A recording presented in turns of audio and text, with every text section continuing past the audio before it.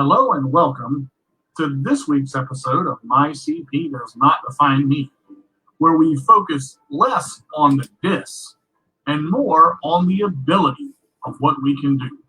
Join us every Wednesday at 2 p.m. Eastern Time, live on www.letgoradio.net and on Facebook Live, where I always say, if you can't be good, be bad, but be good at it.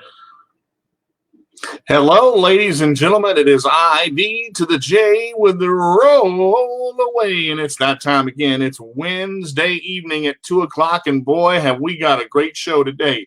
I've got my guest in the waiting room right now, and I want to tell you this guy is just absolutely phenomenal. Would like to thank everybody tuning in.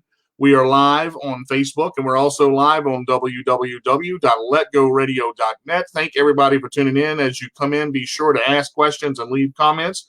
But at this time, I would like to introduce, and I'm going to bring him into the stream right now. I want to introduce my good friend, Steve Brent, and I want to welcome Steve to the show. Steve, how are you today, brother? Oh, phenomenal, my brother. It's good to see you. All the way from Canada, I think that's where you are, right? Is that where you are right now? Yes, sir. Yeah, Chatham, Ontario, which is southern Ontario, just north of Detroit by about 50 miles. Oh, man, so you're a little bit far away. All right, so if you would, Steve, just introduce yourself a little bit. Tell us about the disability that you have and how it affects you, and we'll get into our questions after you do that.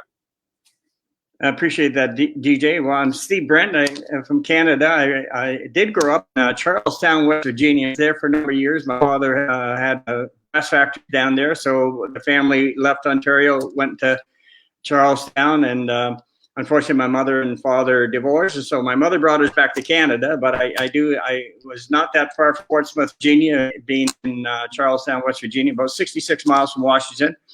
So I have a little bit of United States in me there too with my dad. And so my disabilities became from a car accident, as a matter of fact. I had a car accident April 3rd, 2012. Very defining time in my life that I probably should not have walked away from the car accident. It was a significant strike. I was off and pretty much critical condition for a while, and 22 days later I was able to rally enough strength. I actually went back to work. So I had significant damage to my spine. My whiplash was unbelievable. They said they've never seen worse. And I had a stroke in my right eye, and it was lacerations and really damage from that. It was a turning point in my health that started to decline after that. The amount of medications I had just to stop the pain were incredible. Since then, it's led to a diminutive state of my autoimmune system. I have 3 different autoimmune diseases now: rheumatoid arthritis, fibromyalgia, or PMR, polymyalgia rheumatica, and Cushing's syndrome, again, developed as a result of the accident and post-accident with medication use and the continuation of deterioration of my spine. And the whole system right now. The sciatic is so bad and my back that I need a back operation. I'm on a critical list right now, and I'm slowly losing the ability to have sensation in my lower limbs, and I can't stand for more than 10 minutes or else my legs go right out from underneath me. I've become totally paralyzed. So, and to stop that, the only way to do it is fuse the spine and fix the spinal column and the things that are creating pressure against that. And hopefully that operation, if COVID ends, I'll be able to get that. If I do become paralyzed, they're going to operate right away. So. Right. Now, is this, once they do the operation, will that get some of the feeling back in your lower limbs and all of that? Would that help that? That's the hope. There's a 50-50 chance on it because of the autoimmune deficiencies that I have, especially the Cushing's disease creates an environment for infections. I also went through stage 3 cancer of the prostate. And because I had Cushing's, I had 7 post-surgical infections that nearly took my life twice. So I finally walked away from that. But again, I continue to have Cushing's, which is wreaks havoc on my arteries and veins and thins my skin and creates an environment of a very serious ability to recover from infections. So. All right. So now you were with me. We did a panel about 6 months ago where you and I and 4 other people were on the panel together, and we did a different disability perspective. Yes. And you told me, and of course we're going to get a lot of questions. And thank everybody for tuning in. Hey Cindy, how are you? Hey Michael, how are you? Nikki, great to see you. Shayna, thank you for tuning in. Ronnie, thank you for tuning in. I tell you, we're going to have a great group of guys coming in right now, and we'll have plenty of comments, I'm sure. And as they come in, I'll put them up on the screen so you can see them as well. The first question I want to ask you, I'd like to just kind of dive into the Cushing's disease first, because that right there, that fights everything. With anything that you get, it makes it basically 10 times worse. Is that correct? That's true. Yeah. If I get a simple cut, I have an area on my leg that I keep on hitting. I have a long car door, and I keep on hitting my shin. And that gets so infected that it just pusses all the time, and it just can't heal. Now, is that? I mean, is there something? Is there a medication for that to help the autoimmune, or because of the medication, does it make it worse yet again, and you can't really? Because of the medication, I was actually on prednisone, which. That's a miracle drug. They say, how do you know prednisone works? You open a cap, you feel better. But the long-term effects of it has really diminished my health, and it has led to the pituitary being shot.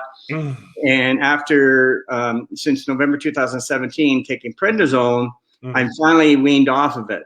And I'm feeling the effects of that. But hopefully the Cushing's, it will slow, because the pituitary hopefully will get back into action. Right now, we have to use cortisoids or cortisol, which is a steroid. And every time I introduce a steroid, it's like the effect of the prednisone in my system. So nervous that sometimes to heal those areas that get infected, I have to use that. But it's like introducing more steroids, which I don't need in my body. Yeah. And it's I have heard so many things about prednisone, because a lot of people were on it, and they try to wean them off of it as soon as possible, because you don't want to be on that for a long time because of the effects of it. And I know several people that have had problems with that, but it has helped too. But over the long effects, the longer that you're on it, the worse it can be, and that's just it's a rough thing. So.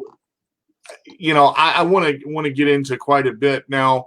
The rheumatoid arthritis. I've got arthritis in my ankles with cerebral palsy, and arthritis for me, when it gets cold, it just tears me up, my wrist and my ankles. Is it basically throughout your whole body, or what are they saying? So I do rheumatoid arthritis attacks the joint. So any joint that I have in my body, it gets very much suffers for it. And the medication you take on it is methotrexate and nifurtimine, and both of those create reactions in the body that create bone loss. So when you're suffering from an arthritic condition and you have bone loss, it multiplies the factor. So right now I need a left hip replacement and the right hip eventually, and that's because of the treatments I had to take to slow down or stop the rheumatoid arthritis. So right. Sometimes you can't win. A great deal of challenges for me, for sure. All right, Kyle's got a question here. Hey, Kyle, thanks a lot. Kyle's got a comment here. My sister-in-law has autoimmune disease as well. Wenger's gamalitis, I believe that is. Vextitious. I can't pronounce it. Gamalitis vaculitis, yeah. Yeah. Say that again. Good. Gamalitis vaculitis. Yeah, there it is, right there. He knows them, boy. Yeah. They take an incredible toll on the body. You're a warrior. A prednisone destroyed her hips, and she had them both replaced. Now, yeah, I will tell you something. Your testimony, and I'm gonna try to hold it together because you talked about your car accident, and I remember, we talked about some other things too that we'll get into a little bit later in the show. Shayna says, "Oh, I know about those medications. A lot of them stopped me on my own." Hey, Shayna, thank you for coming in, sweetheart. She says, "All because of the medications destroy the body and don't help anyway." It's so hard because, man, that was 24 and 25. Wow. That's bad. Woo-wee. Well, I'm 68 going on 69, so I really feel for Kyle. That's very sad to hear that one. I talk about, if you would, let's go back a little bit. Do you remember much about the accident? I mean, as far as from what we talked about? Yeah. I feel I was a manager at an insurance company, and I just finished having a wonderful appointment with one of my agents that had a wonderful sit-down meeting with a farmer. We did a phenomenal job helping the family realign everything, and left there just euphoric. And I was about 10, 15 miles out of town, and I said, well, geez, it was cheap gas. Went and got gas, and just kind of smiling all the way back to Chatham from this little town outside of Chatham. And along this road, it's totally dark. There's no lights. There's the occasional farmhouse, probably 1,500 meters or 2,000 feet between each house at the closest. No lights at all. And literally driving down the highway, and I was doing 85 kilometers an hour and going up to 90, so which is 50 miles an hour. And I was increasing to 90, what the speed limit was. And all of a sudden, within 10 feet of me, here's a 100,000-pound log wagon, and I was on it in within 10 feet. And I'm doing 85, and he was doing maybe 20, and he was turning apparently. So I remember going to the point where I hammered the brakes, and it was a brand new car. I only had 1,400 kilometers on the car, and really ground down. I mean, the brakes worked to stop me a little bit, but I still hit it like full force basically. And I didn't feel going into the airbags, but I did wake up or become conscious of coming out of the airbag from the collision and seeing the side airbags go off.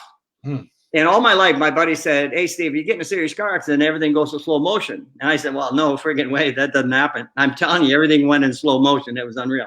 Oh my God. I saw the powder come out of the airbags, and all of a sudden I'm looking up, and the logs are coming through the front window, and they hit my rear view mirror. And the rear view mirror was coming at me, and I could have turned and let it go past me, but I didn't. It hit my shoulder. To this day, I still have a injury right there. And then all of a sudden had the sensation the car was being dragged by a gravel truck. That's what I thought in my head. Or I was underneath the gravel truck, and the gravel was coming in on me. That's what I thought. But it wasn't. The car was literally being dragged, stuck underneath the 53-foot trailer that I hit. And the only way I got dislodged, he dragged me for about 35 feet. And then because he turned, it left my vehicle dead center in the middle of the road with no lights on, because the battery is somewhere either in the back seat or somewhere else, but it wasn't working. So no lights on, dead at night, you can't see. And this guy pulls in the driveway. Didn't even know I hit him. He didn't even realize I hit him, because he's got a 100,000-pound wagon driving a 17,000-pound tractor. And I tried to break the window like you. I've been in martial arts all my life. I break and bricks with my elbow, and do you think I could break that window? I couldn't. and I couldn't find my seatbelt cutter from the Ontario Provincial Police. They provided when you successfully pass a ride stop. I couldn't find that. I said, oh, what am I going to do? The car starts smoking. The cabin's filling up with the smoke. I said, I'm going to burn to death here. I finally found the seatbelt. And the second that I hit the seatbelt, the door pops open. It pops open. It popped open.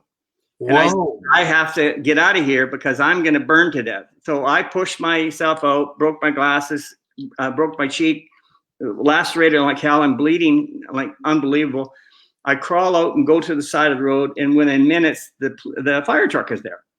And the police chief goes to the window, and he sticks his little thing in the window, and he punches it, and the window explodes, and he's lifting the side curtain airbag, and he's getting the smoke out, and he says, where the hell's the body? And I said, I'm over here. He says, can you walk? And I said, yeah, I think I can. So I go over there, just covered in blood. He says, look inside this car. I says, yeah, no, I just come out of there. He says, no damn way you did. All right, hang on. I don't mean a steering wheel like that, a dashboard like that, and there's a log where your ass should have been. There's always a dead body in this car. And other than that, how the hell did you get out of this car? I said, I came out that door. He was 280 pounds. He couldn't move that door more than a half an inch. They had to get the jaws of life to pop the door to get the fire retardant in. So today, no idea how I got out of that car. Again, by the grace of God, I'm very spiritual and very faithful. And I was able to get out, and they extricated me to the hospital with lots of damage. But the car was totally damaged. $47,000 damage on the car. Now, there's two things I want to ask you. Again, I know it's a traumatic experience, but let's try to. We're live on Let Go Radio too. I don't want to, cuss too much because we can't. We got a Christian radio station going too. I just try to. I know it's with everything that you were going through. So you said you couldn't see the logger because his lights were not working, right? And then basically you hitting him because he was so heavy was like a mosquito hitting his windshield. Yeah, oh yeah. When did he know? Like, because you said he had no idea that you had hit him. No clue. But again, you hit your seatbelt. Now think about this. Now we got a couple of comments on here. You hit the seatbelt and the door popped open. Yeah, it's simultaneously because I couldn't open the window and the battery's gone, so the electronics on my car wouldn't work.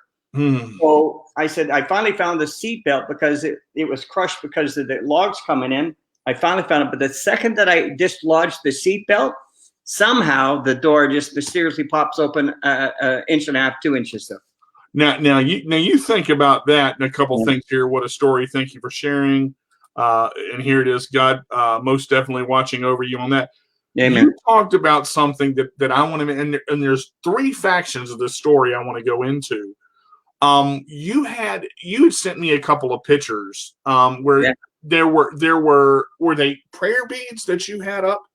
I had a rosary from Medjugorje given to us by my wife's aunt, and I've had that on 5 different cars, and it was hanging from the rearview mirror that hit me, and I believe that my faith actually had me survive that accident, because if I had been in the car another 30 seconds, that CO2 smoke would have got me.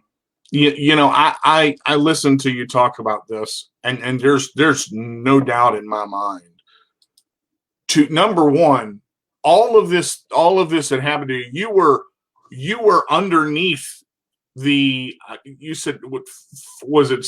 140 some pounds, 1,000 pounds. 100,000 pound, 53-foot trailer of logs, and it was being pulled by a 17,000 pound tractor. So you're underneath this at one point. I mean, to get a visual on this, I looked at the car, and I said something I'm not going to say on Let Go Radio because I can't say it. But I said, "How in the beep did you get out of there?" Yeah. Because the magnitude of how big this is. How do you know if you lost consciousness at any time? Only on impact. and be very honest with you, just as I was coming up to the car and at the moment of impact, my sister had died just a few months before that. Mm-hmm. And I looked in the rearview mirror. I looked at the rearview mirror, and I'm seeing her face. This is, I swear to God. And she's smiling at me, a smile I'd never seen before. And I said, either I'm going to kiss my butt goodbye, or I'm going to be okay.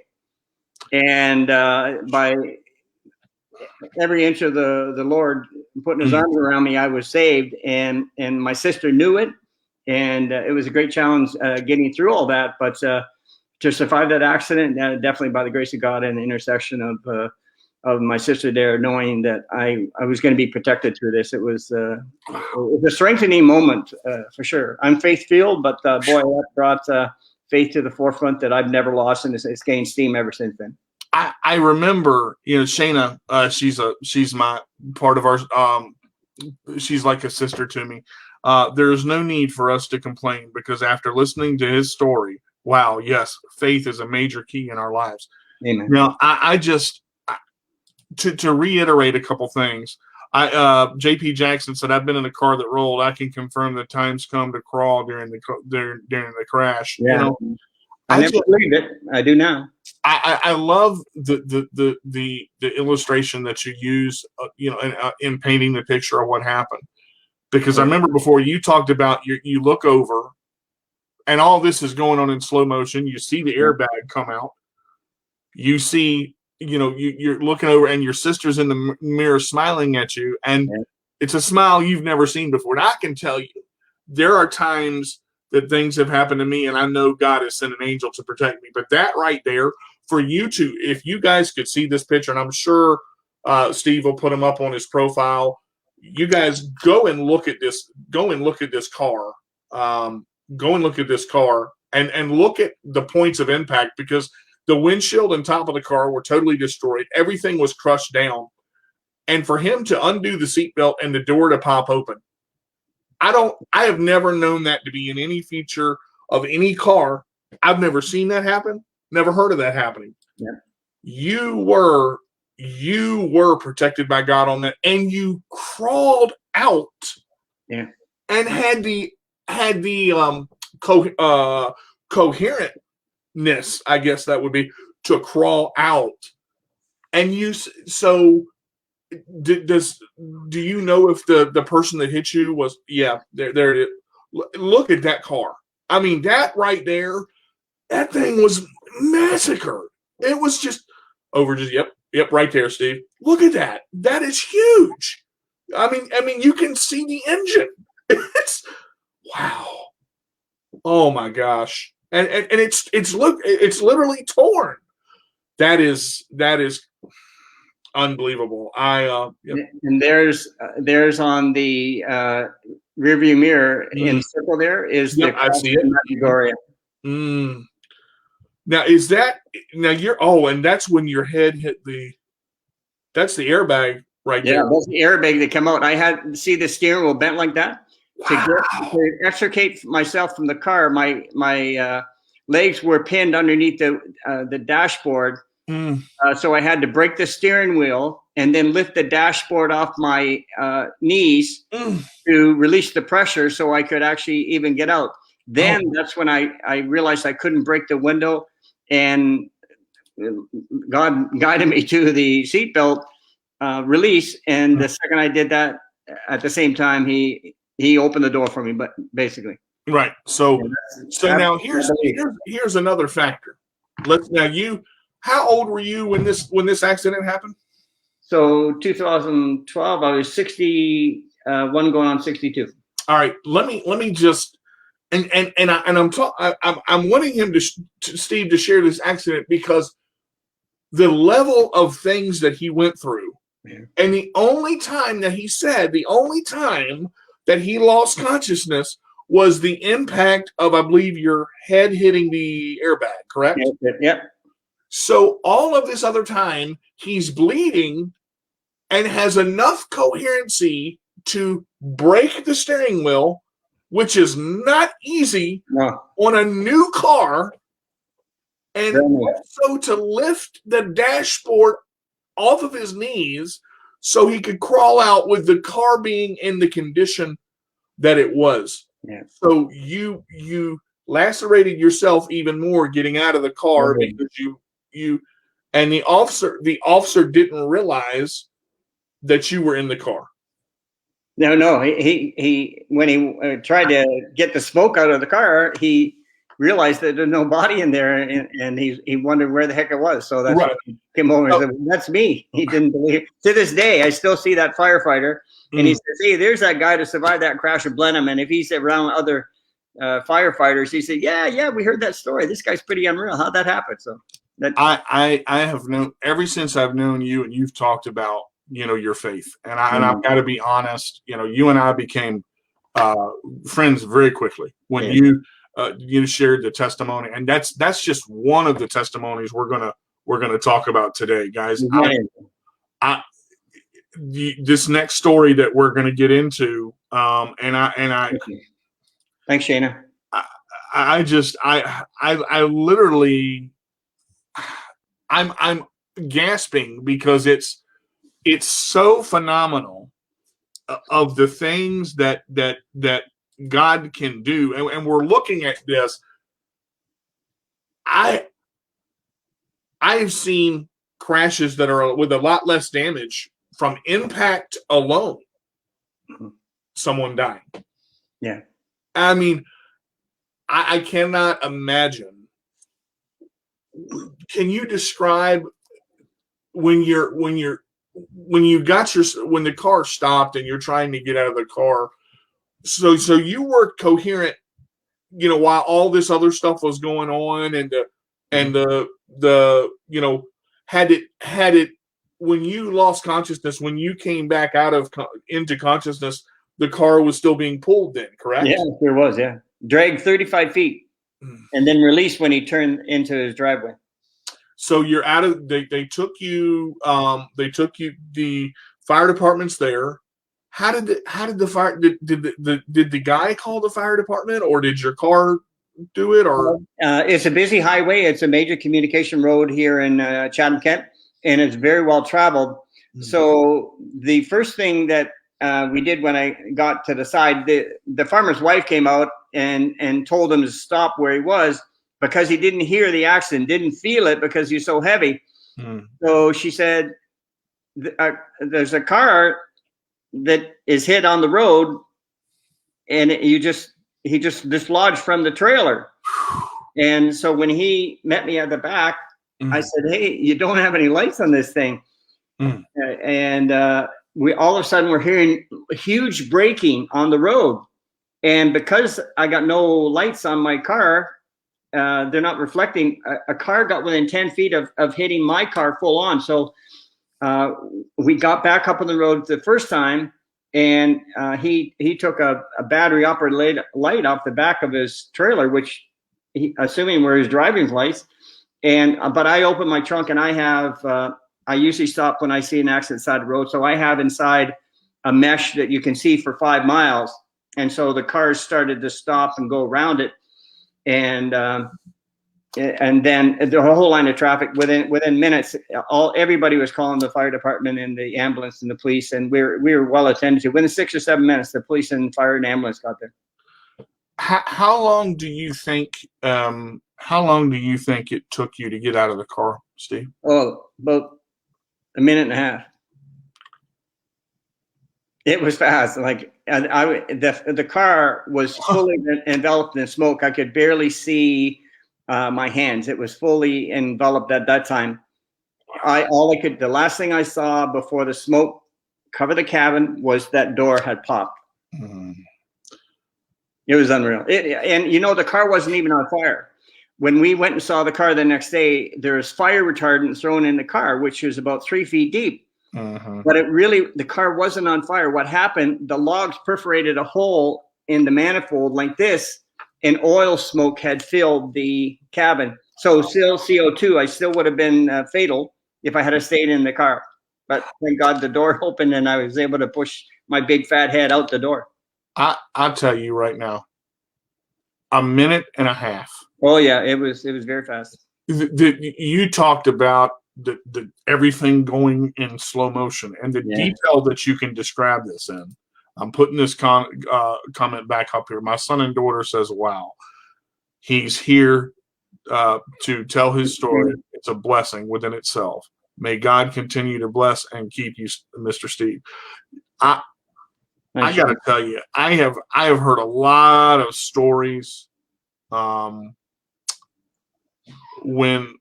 people that have survived accidents, and by the grace of God, they prevail. Amen. You were able to crawl out of it. Now, did you collapse at this time, or were you standing? Because the fireman had got there, and he asked you, could you walk? Were you standing at this time, or did you just get on the stretcher, or what happened? I was after we stopped the traffic. I had to sit down because I couldn't even see because of the blood was still gushing out of I was literally covered head to toe in blood. And so I had to sit down on the side of the road. And but when the fire truck came up and he said, where the hell's the body? In my language, I said, well, here I am. He's skinny walking. I said, can I think so? So I found every ounce of strength and whatever's left of my body, and I walked over to it, and that's when we looked inside, and he saw all the damage, and I thought it was unbelievable. And he wrenched on that car, a 280-pound guy. He was wrenching on the car with both feet, and he could not move that door in iota. They eventually got the jaws of life to pop it open. Wow! Couldn't do it. And you got out of the door. And I got out of it, and literally it was like this. And that's my head. There's my head. That's how much the door is open. It is. Yeah. That is a miracle in itself. Yeah. That right there is something almost physically impossible. Yeah, absolutely. I'm wow. So I wanted, before we get into this next story, I want to talk a little bit about so after this happened and you're in the hospital. How long were you in the hospital after that? I was in there for the evening, but I had complete bed rest for 22 days. They don't keep you in a hospital unless you're got significant breakage or something. Every bone in my body was twisted and turned and to the point of breaking, but not broken. So I left there the next day, and I never got out of bed for 22 days. Well, I'm gonna bring in Miss Wilson because she's the CEO and founder, and she's like a mama to me. And I'm hoping, I believe that she has heard most of it, but I'm gonna bring her in. Let me bring her in real quick. That is an awesome story. I mean, I'm shaking. It's like I just, to hear the description of it. Gosh, we've been friends since 2019. And I mean, it's like, you tell that story and it's like, how do you fathom all of this happening? And I guess I'm amazed at the fact, going back to when it happened, you lose consciousness, regain it fast enough. And all of this happens within 1 to 2 minutes after, because you don't know how long, when the car was wrecking and being drugged, it was happening, and all of this time is passing, and you're standing on the side of it. I'm just, Ms. Winnie, how are you? I say that was definitely truly God. I was listening. That was truly, truly God. Like, he had his angels hoovering over you the whole time. Like, it was just not your time, and I'm a firm believer in God uses people to, share with others and let people know who God really is. Because as man, we can't do that alone. Amazing story. It's similar to a young lady I know in Georgia. She had a guardrail, and the engine, the guardrail was messed up, and it impacted her car, and the engine went into her car and severed her legs. So she lost both of her legs. But again, it's just amazing, the things that God can do and, and show us. But even that, he gave you life again. You know what I'm saying? He gave you life again. And it's just an amazing story. Yeah. I look at this and it you know, it's like to hear a story of complete triumph. Now, and I know, you know, with everything that you're going through with the immune deficiencies and, you know, with COVID waiting on your surgery, you know, like I said, when you told this story the first time, and didn't go into as much detail as you went in here. My mouth was dropped, you know, the whole time. But this time, I dropped a couple times. I had to pick it back up off the floor. I just, you're a true testimony of perseverance. Yeah. Yeah. Thank you. Yeah. That's so amazing. By the grace of God. By the grace of God. Definitely. It's isn't it a beautiful thing to know that God give us everyday grace and mercy, like every day, Every day. Yeah. you know? So I don't know if you said this or not, but how long did it take for you to receive and accept the change in your life? Great question. Great question. So I have been born again probably 3 times. 3 times. I've been significantly blessed in my life where Jesus has touched my heart and said, I need you to do more. And I've taken that in, and I believe I've become a better Steve Brent and human in this world because of the opportunity I have to speak with the Lord. Wow. I'm blessed very much. I texted Miss Winnie before you got on, and like I said, I'm holding it together. Yeah. But I told her, I said, you got to hear this guy's story. I told her your name. I said he was on the Disability Perspective with us. Mm-hmm. Yeah. There is power in a story, and then there is God's total intervention. Yeah. Divine intervention. Had you not been a man of the Lord, I don't know if you would survive that. Amen. I'm a faithful man, but I'll tell you right now, that will test your faith right now, and show you everybody that I've known in my life at once or another say I want proof. There's a God, ladies and gentlemen. That's proof. Yeah. Amen. He showed, when you go back and look at this broadcast, he showed the pictures on his phone. Yeah. Definitely God. That's all I got. It's truly God, and it's just a blessing, hearing everything, and I was just getting off a call because I told DJ I was finishing up with a call for Kelly, and just getting on it, just missing a few pieces, of the beginning, but all of what I did here, all I can say is I'm walking, trying to get myself together. Is just thank you, Lord. Thank you, Lord. Yeah. He needs more of us. He needs more of you, more of DJ, more of Shayna, more of everybody, because every day, when you wake up every morning, you have choices. Okay. You have choices every morning you wake up, and it's a choice to do right or do wrong. Right. And when you do right, God is going to honor that every single time, and he gives out blessings all the time. Not that when you do wrong, he won't, because he will. But when you wake up every morning, you have great intentions to do the right thing. And then come along with blessings like this and blessings, because what you're doing is blessing everybody else. Exactly. You're blessing so many more people. That could give other people hope.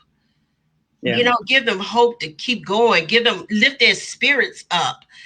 It might be somebody listening now, or somebody listening that will share with someone else. You need to listen to this, because maybe this will encourage you and lift your spirits and give you hope. And go ahead, Steve. Sorry, what I believe the Lord told me, and every time that I've had intercession with him, is that I'm built to serve. And I think he says that to everyone. Right. However, we don't hear it all. Right. We need to listen and have that conversation with God. And I've had those conversations with God. And what I believe that I've tried to do in all my adult life is give a hand up when I see a hand out. Yes. And Yes. my dad told me that when I was a young boy in 1973. And it resonated with me. And I've been trying to live that every day of my life. And the Lord's guided me how to do that in my life, Yes. which has been an absolute honor. And it Yeah. continues every minute of the day, actually. Shayna said this, showing others there's still more life to live, showing us not to give up. Yeah. God bless you, Mr. Steve. This is the other point that I wanted to make. You talked about the door popping open. Yeah. Now, and how tall are you again, Steve? 6 foot. Steve is 6 foot tall. The door open is this much. Yeah, not as big as my face, believe me. The cop is trying to move the door. Now listen to this, folks. The cop is there trying to move the door, to open the door, because he can't get into the car. He's I think you said, what, 6'5", 285, something like that? He's north of 260, and I said he was 280, and he took me to task on that once. He said, "Oh, more like 260." But he was both feet up in the car, pulling on it, and that door not moving. He's trying to get his firefighter behind him to throw fire retardant in. He couldn't open the door, so they got the jaws of life, and then it popped right open, and then they could throw the fire retardant in. But he could not budge that door. And at that time, you crawled out. You crawled out of that door. Oh, before he got there. Oh yeah, yeah. Now, he had to smash the window to find out the shape of the body that should have been in that car. Because he said, I have come along a lot of accidents in this model of car, and when I see that damage, there's a dead body there. That's it, right there. He honored you in so many ways. Yeah. Just when the accident happened. Yeah.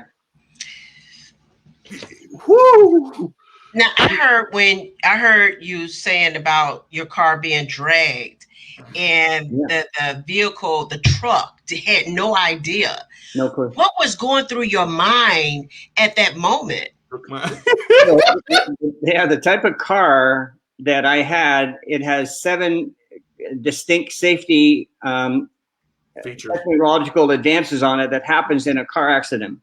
One of them is the motor dismounts and it buries into the ground. So the truck was literally dragging my car with the motor digging up the asphalt as it's going along. And I thought I was actually underneath a gravel truck, because I'm hearing this, what I thought was coming from above, but it was the grinding of the asphalt from the motor digging into the asphalt that I heard. Wow. I thought I hit a gravel truck. Not remembering that. Oh, no, that was a log truck. It's the same color as a deer. When you come up on a deer, 98% of the people don't see it at all, because that's nature. Nature protects its own. So it's the same effect when I hit that log truck. I did not see it. I'm staring down the middle of the road, and within 10 feet, there it pops up in my view. Wow. And the traffic was going by me on my left side, so the alternative was to go around it, and it was impossible with no time to react, or I'd put somebody else's life in jeopardy, and I wasn't going to do that. Oh, wow! Wow! So right there, because you thought of other people, yeah, and not yourself. That was God's word right there. Yeah, for sure. Because you did this, because you thought of someone else, I'm going to keep you. Yeah. I'm going to keep you. Yeah. Now, you might not like how it's going to turn out, but you have life. Right. Yeah. You have life. And you're gonna grow and do well and accept and move on and be a blessing to others and be that shining light to someone else. You know, that's a ministry. That's a ministry where you could go around and just bless other people from your testimony. Yeah. You know, that's deep. My sister, I faith-filled, and my sister said, why don't you come? And this is in April. And so Easter was coming up. So for Easter Sunday, we go to her First Baptist ministry in a small town near us. And I'm sitting there with my sister, and it's just, 15 or like 25 days, I think, after my accident, something like that. And the Baptist minister starts talking to him, well, we're here to celebrate 2 resurrections today. And that's what he said. And everybody's looking at him and said, has the pastor lost it? He's talking about 2 resurrections. There's only one, right? And he starts telling a story. I want to tell a story about a man who, through the faith of God, survived an accident. And he showed a picture of my car with that symbol of Medjugorje. And after a couple of seconds of telling the story, a few minutes, they said, now I want to introduce Denise's brother. Denise is kind of a pillar of the church. God bless her. And it's Steve Brent. And it's my actual hometown. But I hadn't been there in 26 years. But when they heard that I was the one that we're here to celebrate the resurrection, because Steve should have died in that accident, by the grace of God, he's still here.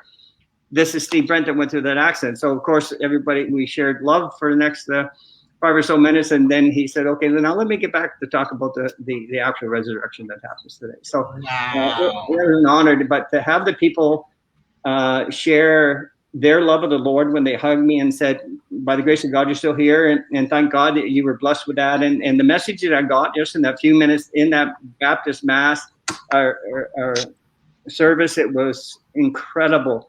Yeah. Giving it. And I'll take that to my grave, because I felt his love even more so is demonstrated in so many ways in a few minutes of people being thankful that I'm still here. Yeah, yeah.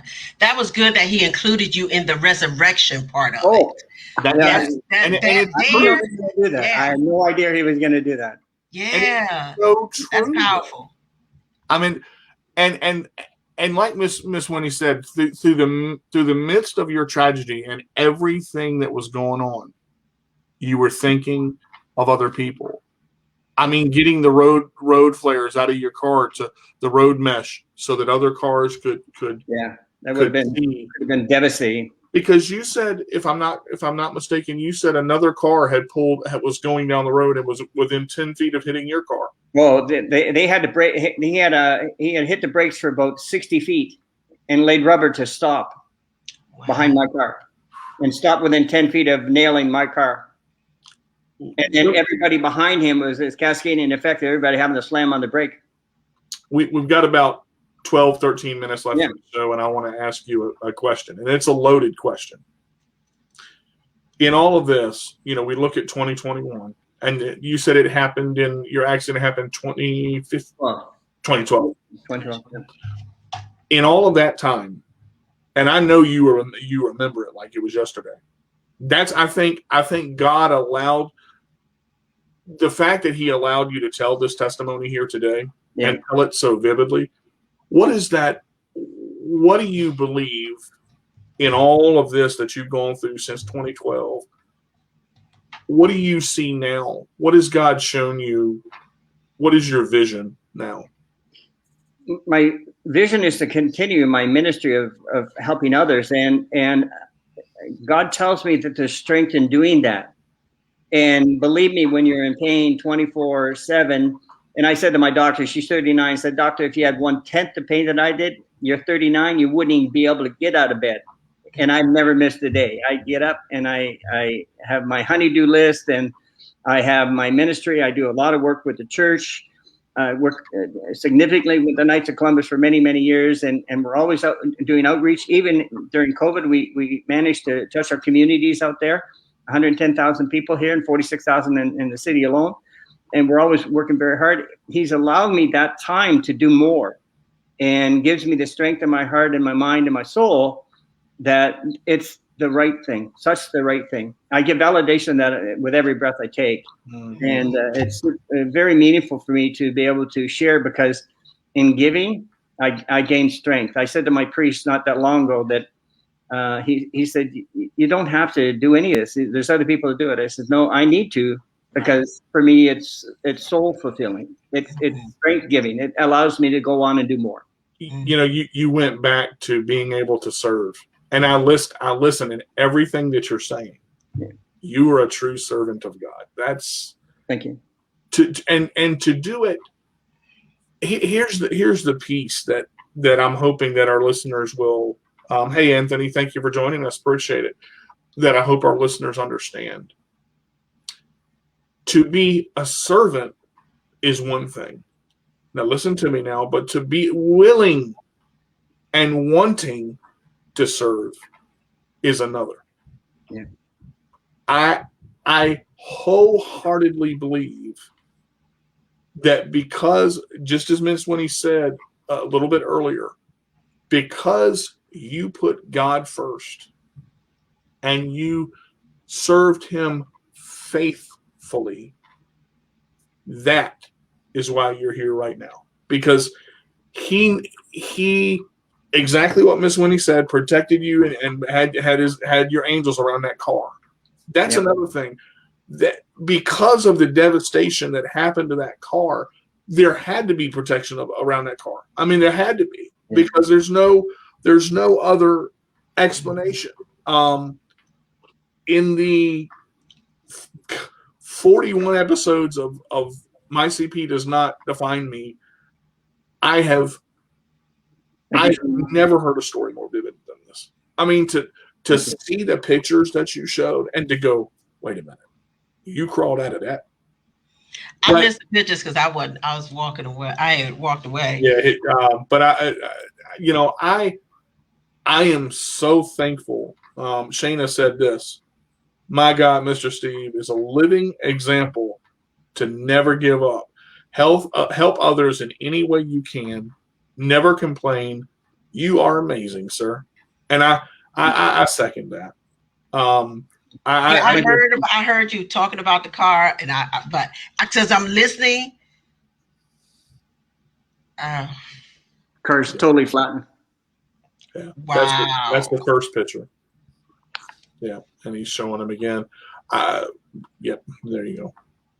You can see the roof ripped back. God dang. And there's the cross in Medjugorje hanging from my rearview mirror. Yeah, I was going to say something about that too. Definitely. Because I heard DJ y'all talking about that too. Yeah. This right here. Wow. You know, and you keep going to it, because I don't think we're gonna get into the other story today, because I can't take much more. I'm about to break. Oh, you got this. You got this. I'm just saying and he's so humble. If you listen to when he speaks, like I'm sitting here going, how? I remember the first time I met him, and when he told the story, I'm like, you what? You did what? And I'm like, trying to grasp this as a whole. It can't be nothing but God, because I mean, yeah, God may not work for everybody, but he works for me. I'm just saying, to hear the love that you tell this story with, and how grateful you are that God allowed you to continue to do your ministry, to do martial arts. You just got two new job offers, did you not? I mean, as far as you talked about a little bit about that, a blessing there too. Well, pretty significant. Yeah, I retired when I was 53, but I keep on going back at it because I've got too much brain power, too much energy to sit back and watch the world go by. So I keep always offering the hand out to advise companies around the world. And I got two major companies that are very interested in me partnering with them going forward on some very large strategy stuff. So I'm honored by that. And it's what I've done all my professional practice. And it's a way to share what I've done and who I am. And I work with an organization that had literally 22,000 people that I was responsible for. So those things I'm honored by, and I carry those into the future. And I continue to bring that love and that intelligence and the graces that God gave me in my past forward. And that is what we're here for. I truly believe that. And that's why it's easy for me, because God literally showed me my path. Mm-hmm. Right. Because I've had conversation with them. You have to have a conversation with God. It's important that you have that conversation. Prayer is one thing, conversation is another. And you served on the police department as well? No, I've actually taught police officers firearms safety and proficiency since 1992. Several police forces in Southern Ontario that I taught them how to hit the target. Man. Wow. And you've been in martial arts how long now? I remember we I talked. started when I was 12. I went into my first judo class. In first class, I pinned a brown belt. So because my mother started me in ballet and gymnastics and tap when I was 7. Yep. I had too much energy. She had to keep me off the ceiling. So then I discovered that I wanted to focus on martial arts, and I started Shotokan karate, as a matter of fact, and ended up in fighting in the ring and advancing. And and early in my career, I was beating second-degree black belts in full contact karate. So, Wow. Wow. That's just and again, that's why I say once we started talking, I was hooked. And I've got one more question for you, and Yep. I ask this a lot, but for you, I gotta, because it means so much to me. You know, looking at where you are right now, if you could go back to your younger self, and talk to your younger self, what would be one thing that you would say to him, the younger Steve Brent? So to take your gifts and give them freely. When I was in practice I was in the fifth largest bank in Canada, and I would always give the benefit of my experience and what I've learned to others and help their development. Mm-hmm. I think I would have found a larger voice for what I did. I end up eventually getting there, but how many more people could I have helped if I had found my larger voice in doing more earlier? I mean, I've helped millions. I've served more people than McDonald's as a banker. There's no, in my opinion, that's a very true statement. However, for me to help build up others, I could have started earlier and done much more. I've done an awful lot. I'm blessed with that, but I think to tell myself earlier in my age that God has a plan, and you better get on board real fast, because you're good in this world. And I think maybe the accident was a pinnacle, saying that it wasn't done with me, that He has more for me to do. And in my survival of cancer and my eye stroke and all the other things that I've gone through, testimonial every day that I'm here for another reason, and I believe that I work very hard to find those reasons in my life. And if I had started early, how many more millions would I have helped? I say no time is a good time. Amen. That's for sure. Yes. There's so many things that you've said that I've heard Miss Winnie say. Like, this conversation, there's a big reflection here. Like, and as I listen to this, you know, I'm gonna have you on again. Oh, there will be a version 2. I'm telling you. And it's just because I think your message today for someone listening has changed a life. I mean, to hear the words that you spoke, and it's been an honor having you. How can we reach you, Steve? What's the easiest way to get in contact with you, social media wise? Yeah, social media. Before you close out, was there anything else you wanted to share before we close out that you wanted to make sure people understand? I honestly believe being good to yourself is the really path that the Lord wants you to take. As in thinking of yourself, think of others, and find out what you believe to be His plan, because He absolutely has one for you. Yes. Listen to His messages, and when you think you hear that, start talking to Him. Have that conversation. Have the conversation. He presents Himself so many times in your day. Yes. Start talking to Him. You'll be surprised the answers you get back in your heart, your mind, your soul. Yes. Absolutely. Yes. That's good stuff right there. That's good. Absolutely. Thank you. Yes. I tell you, it's been a pleasure. Definitely a pleasure listening to your story, hearing your story. I can't wait to DJ bring you back on again. I'm honored. I'm honored to talk to you. DJ speaks very, very highly of you. So thank you. Yeah, I ain't many times I'm lost for words. That's true. This is one of those times. But conversations with God, where have I heard that before? Yeah. That's all I'm gonna say on that one. But I want to thank you for being here, because for me, this has been a blessing. in itself. And this hour right here was used the right way. All my guests are great. I sent a message earlier that said, you don't need to be great because you were already great when you opened your eyes and your feet hit the floor. Yeah. That's there's a young man up here that said you're an angel. And you know what?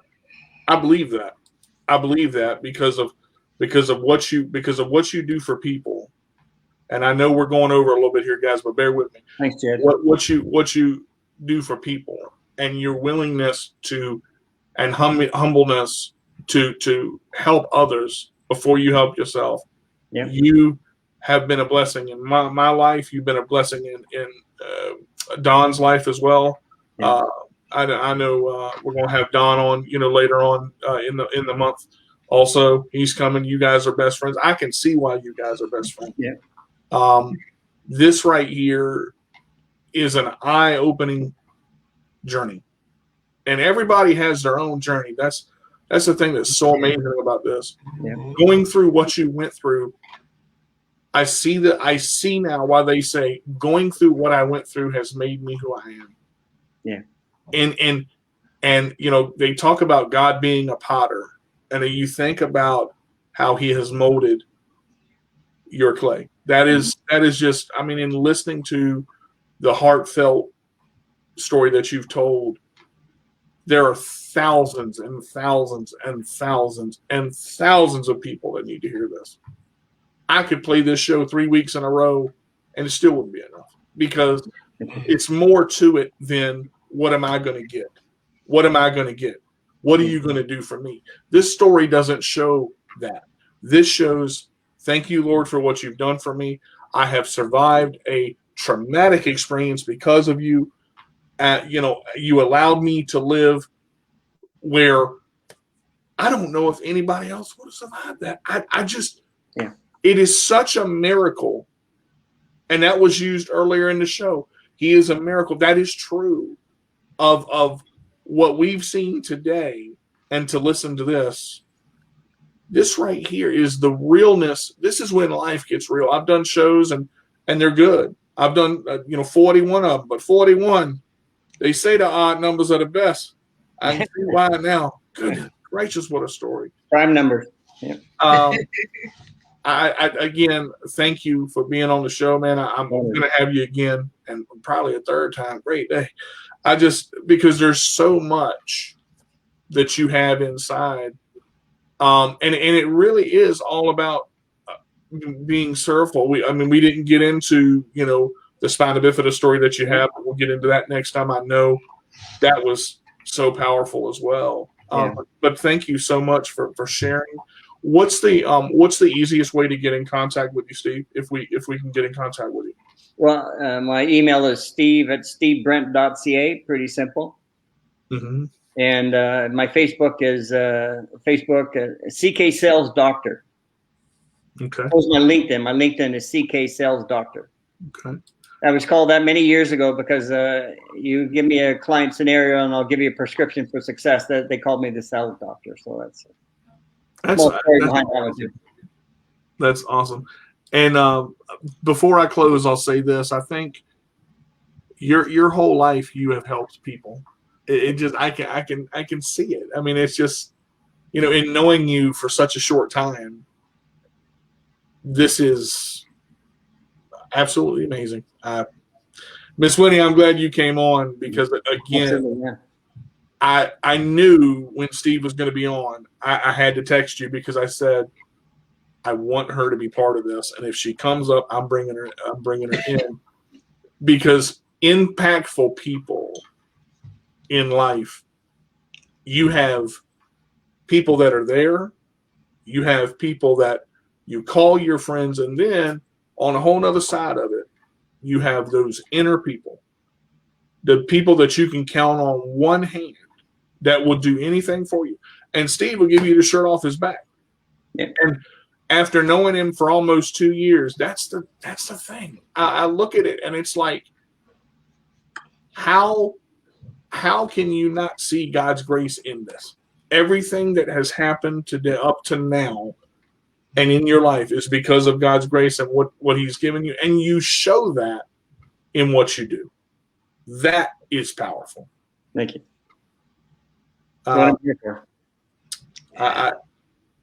That's all I got. I'm gonna play my outro, and I just thank you guys both. Miss Winnie, I love you to death. Thank you for being up here with me. Steve, thank you for being part of it. Let me throw my social media real quick, guys. If you want to get in contact with me, and please share this show. Out of anything else I've ever done, please share this show, because share all the shows, Amen. Anytime you come on, share all of them. Yeah, they're good. Just be that support and share every last show, because each show can help somebody. There's something different in every single show that somebody can pick up from and help them move along. Because you got one that, like Steve, for instance, this was not his life. So his life did a whole 360. Mm-hmm. So now he has something to share. Then you have someone like yourself, but you were born with this condition. So you had something you could share. Then you got Charles. And it's so many different situations is what I'm saying, that if everybody start to share everybody's show, you could bless the world. You could bless so many people and pass it on and pass it on and keep passing it on. Just keep sharing, y'all, because not only is it blessing you all to listen, but if you share it on your page, it can share somebody else to listen. And it could bless somebody else is what I'm saying. It could bless somebody else. And that's the thing with virtual. Yeah. It's available to go and I love how she said, bless the world, because if you share this to one group and there are 100 people in that group and they share it, and then more people see it, it continues to be passed on. A lot of people say, oh, I'm glad I didn't go yet. Pay it forward. Pay it forward. That's what Steve has done. That's what this show is continuing to do. But it's only because of I couldn't do it if nobody watched or nobody shared, because I want people to be as affected as I have been through these shows. And the why I do this for people. I don't want to do it for myself. I'm trying to reach people. I'm trying to inspire people and show them that no matter your situation, God has a plan and you can do it. But definitely have a plan. If you give up and you don't expand your horizon or get out of your own way or get out of your comfort zone, where have I heard that before? I just, I look at this and it's all of these things. It's growth. There's growth in each individual that comes on a show, but there's growth in the people that do the show because they see and then they want to inspire and have the person succeed and continue. And I think that is why this is so powerful. I could go 3 hours on this just because of how impactful this is in an hour and 8 minutes and 39 seconds. I'm looking to see how many people can we reach, because it's endless. The possibilities of someone hearing this to where they've been stuck or they've been in a rut or they can't get through and they're like, what do I have to do? Listen to a show like this and find out, because the answer has been said. Faith without works is dead. If you want your life to work, you got to put it into action. And Miss Winnie has done that. Steve has done that. I'm doing that. And it's because I want to see people thrive and I want to see people succeed so that they can tell their story and the world can be blessed yet again. I can be reached on Facebook, DJ Carter. I can be reached on Instagram. My CP does not define me. YouTube, My CP does not define me. Chairmaster Games, and also Worth the Wait Cooking with DJ Carter. My new blog, domain name, MyCP does not define me at Wix.com. Plain and simple, easy peasy. My email is carterdj85@gmail.com. If you'd like to be a guest on the show, let me know now because I'm booked up through March, people. Guests are coming in, and I'm glad to have you guys.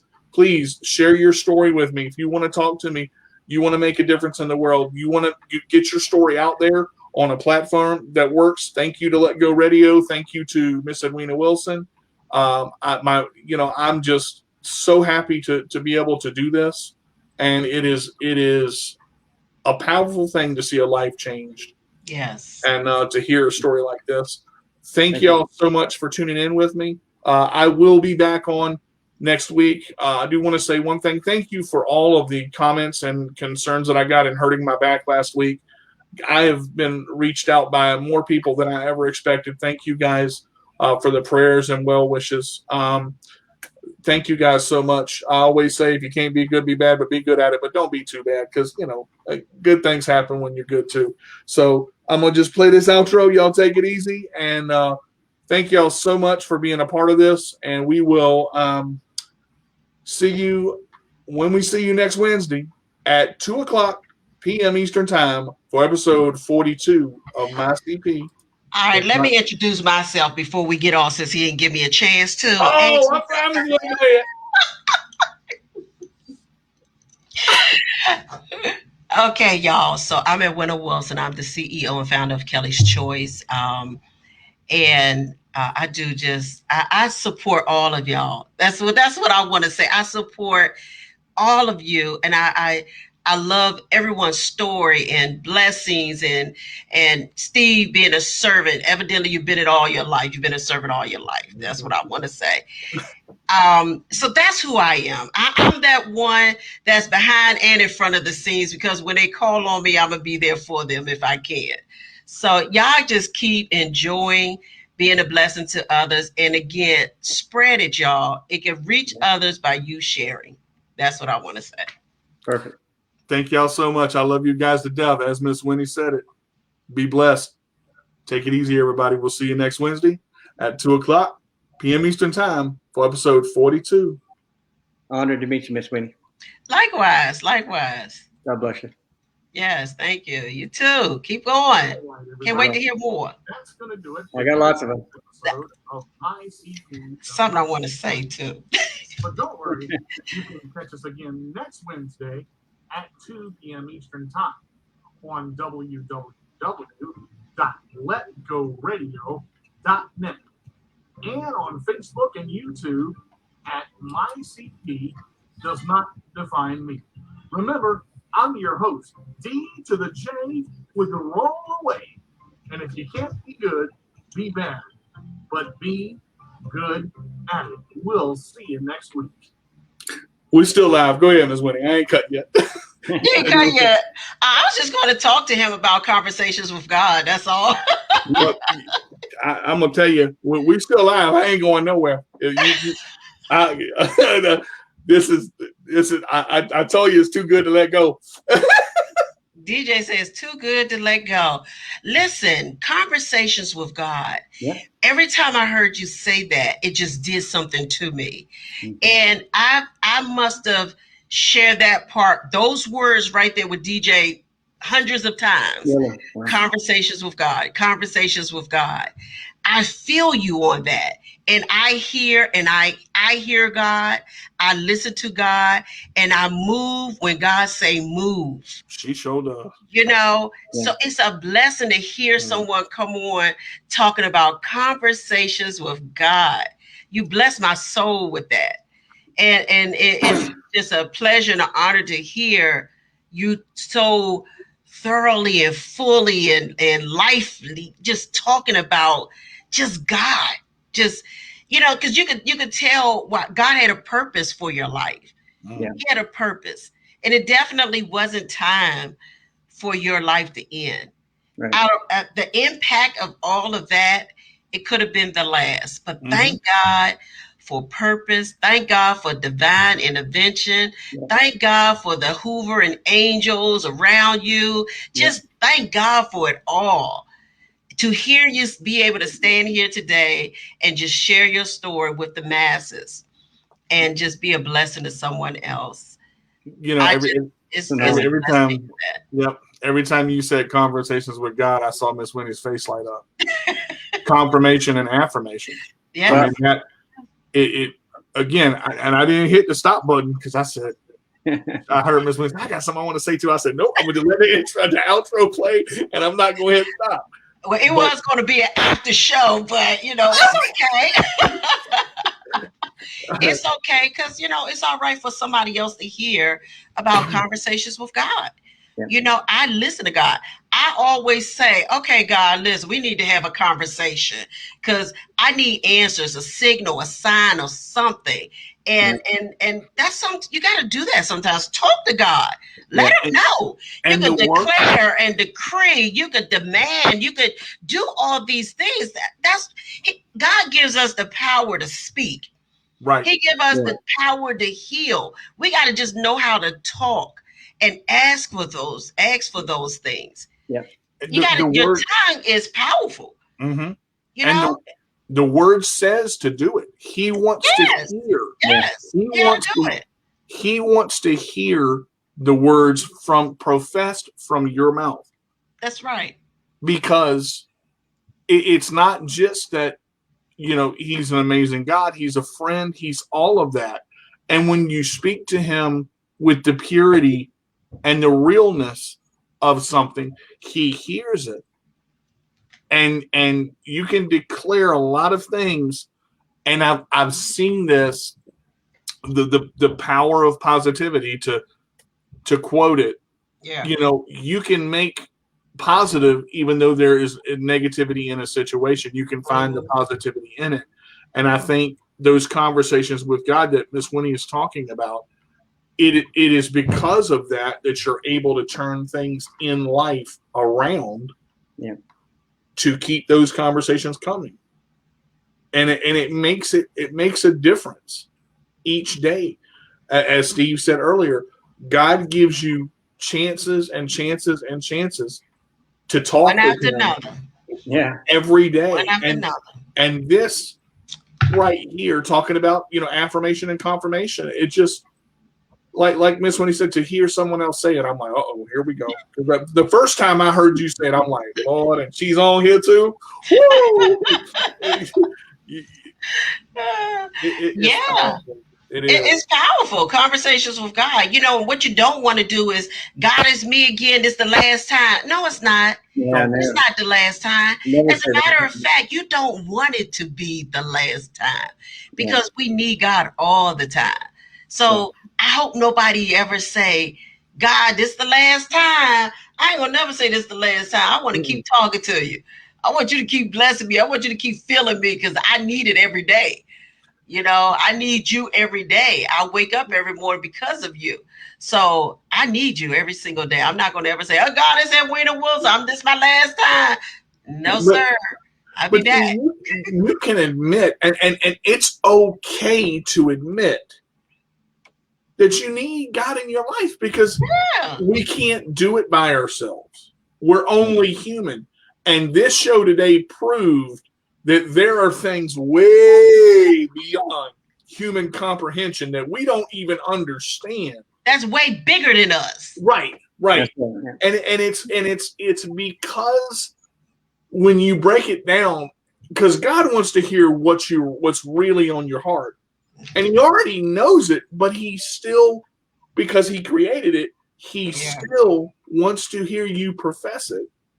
And there's one phrase that I've heard on this show several times. Miss Winnie has said it. Steve has said it. Words are powerful.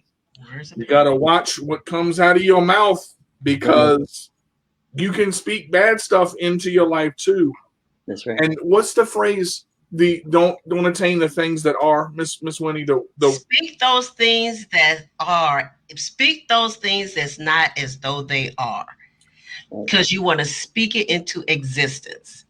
When I first met Winnie, I would say something negative every once in a while, and she would stop me. She would stop me cold.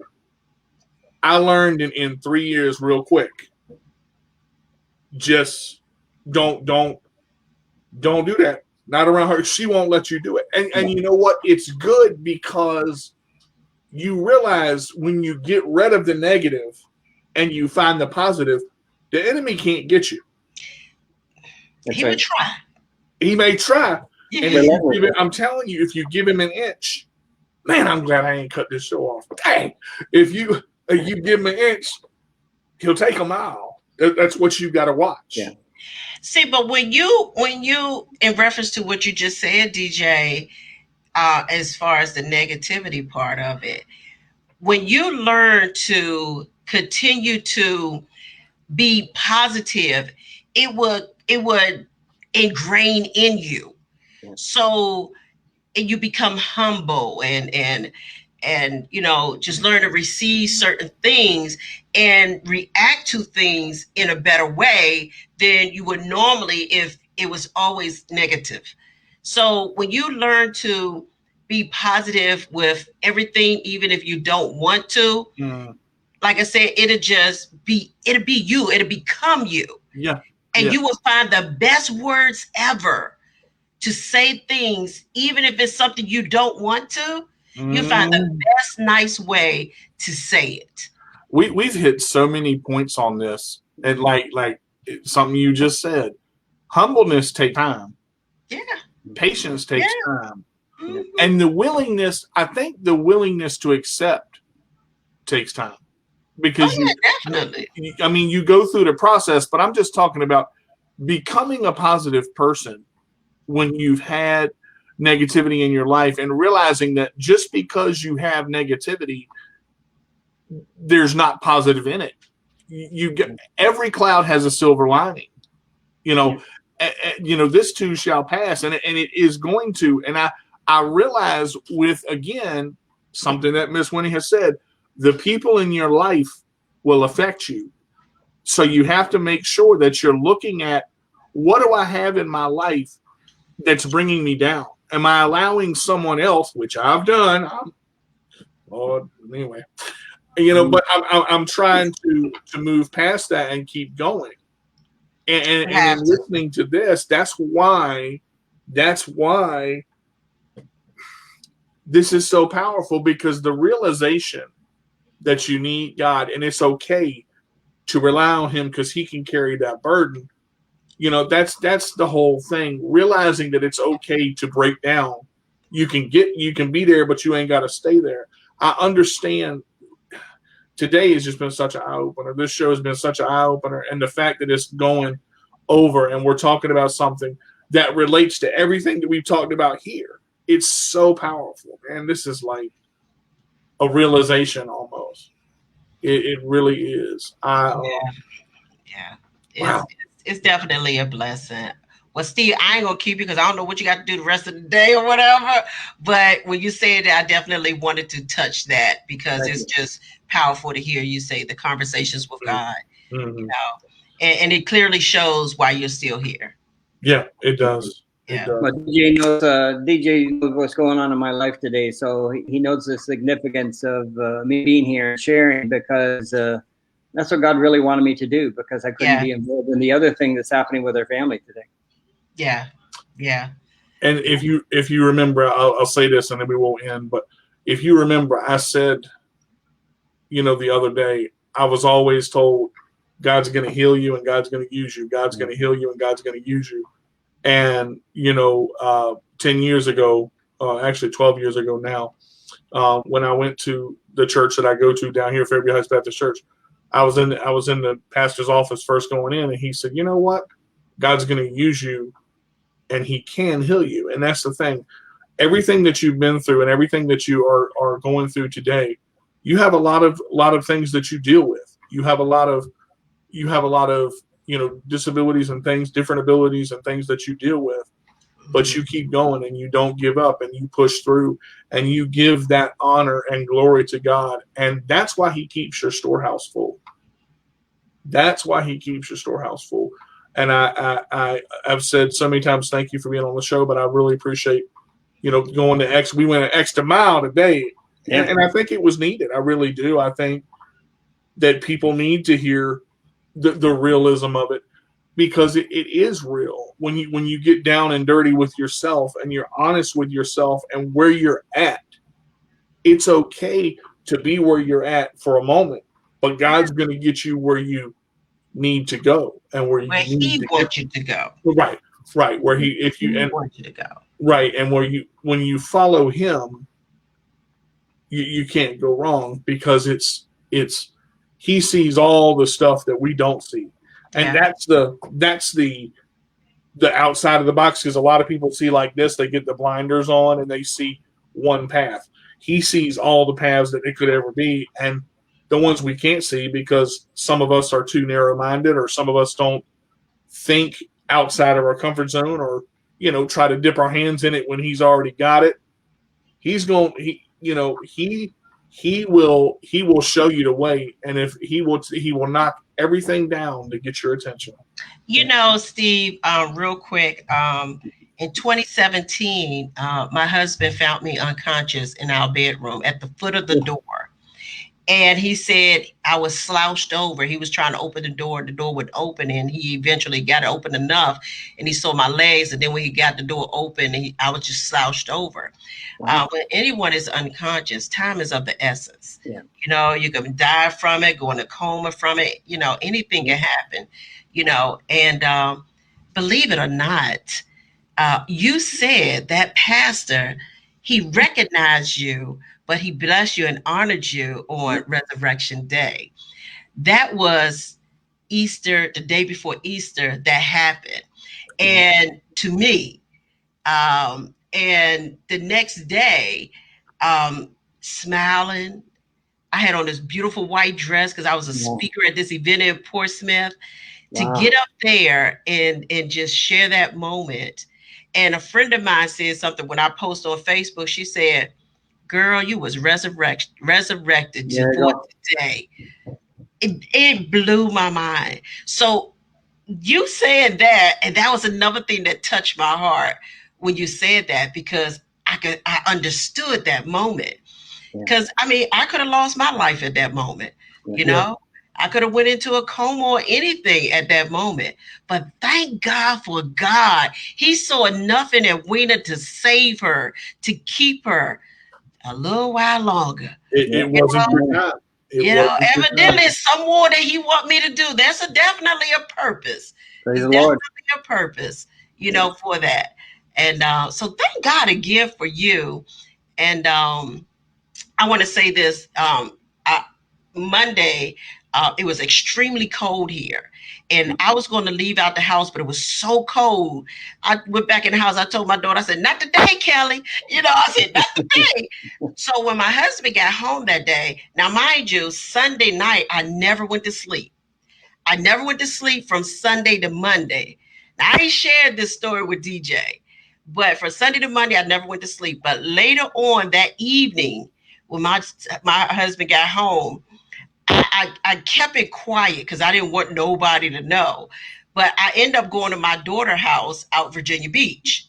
And from her house, I went to my son's house, which lives a little further out Virginia Beach, close to the beach. When I left my son's house coming home, when I tell you that it was nothing but God's grace that kept me, I fell asleep on the road 5 times coming back home. I was on 264 and I stayed in the far left lane. The first time I woke up and I was this close from the. You pulled your mic, Miss Winnie.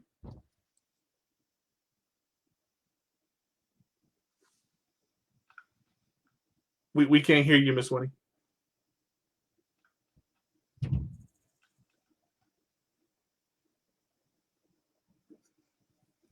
Can you send her a message?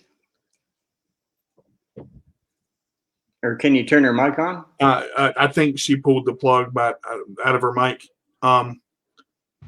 Oh, can you hear me now? There you go. You were just going. I'm like, we can't hear you, Miss I Winnie. might have hit it by accident. What did I say? What did y'all hear? You said, when I woke up, I was this close, and it pulled the mic out. I'm like, dang.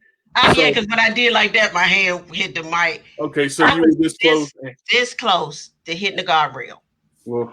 And I swerved over. And I was like, oh, my gosh. I said, God, I just need to get home. But I blinked out again. I blinked out at least 6, 7 times on that road, making it home. And it was the most scariest thing in my life. And when I got home, I just sat there that night. I didn't say nothing to nobody.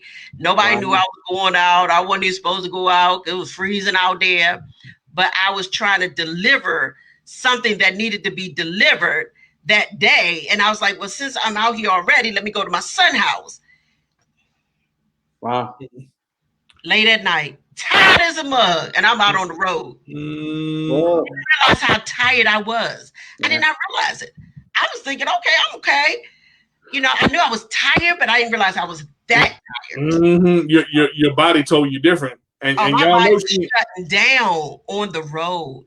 So y'all know she ain't shared this story with me because my mouth done dropped twice again. I know. So I shared with my kids late that night, and they had a fit. Yeah, betcha. They had a fit. Mama, don't do that no more. If you ever don't go to sleep, don't you get on that road during the day no more. I said, it wasn't during the day. That was the worst part. It was at night. So that made it even worse. You know, that made it even worse. It was late at night. That we're on Let Go Radio, I can't say what I want to say to Miss Wilson right now because that's my mama too. But thank God, you know, he saw enough to keep me. He saw enough to keep me, and I would never do that again. But he also allowed you to do what you needed to do. Yeah, because whatever it was, you know, it was important. It was very important. And I know my daughter has little kids, and I didn't want her to come out. And I said, well, let me just go. And my son, you know, he got little ones too. So I was like, you know what? Let me shoot for it, get back home, and go to sleep. It ain't work like that. I did come back home, but you know, God's grace and mercy. So you bless my heart with conversations with God. That's what you bless my heart with, and that's where all this come from. So I thank you for these moments and for your humbling heart and soul. And the sacrifices that you made for others during your journey to make a decision to think about you and not others. And God honors that greatly. Like he literally honors that greatly, because it could have been worse than actually what it was. It could have been more people involved, you know, but you saw it different. And you look at this too, Miss Winnie, just, you know, kind of from what you just shared. Those are the moments. A lot of people take those moments for granted. Yeah. You know, those little moments when you're that tired and you don't realize it. Yeah. There are families with children that have lost their mothers and fathers because they blacked out on the road, because they drove one step too far, because they stretched themselves too thin. They pushed themselves we've talked about this. Self-care is so important. It is. And you have to realize, you know, not to get into another hour, but we kind of going that way anyway. But it's amazing to me. Again, Miss Winnie saw and was thankful and glad to be home. Lord, just let me get home. That's where I need to get.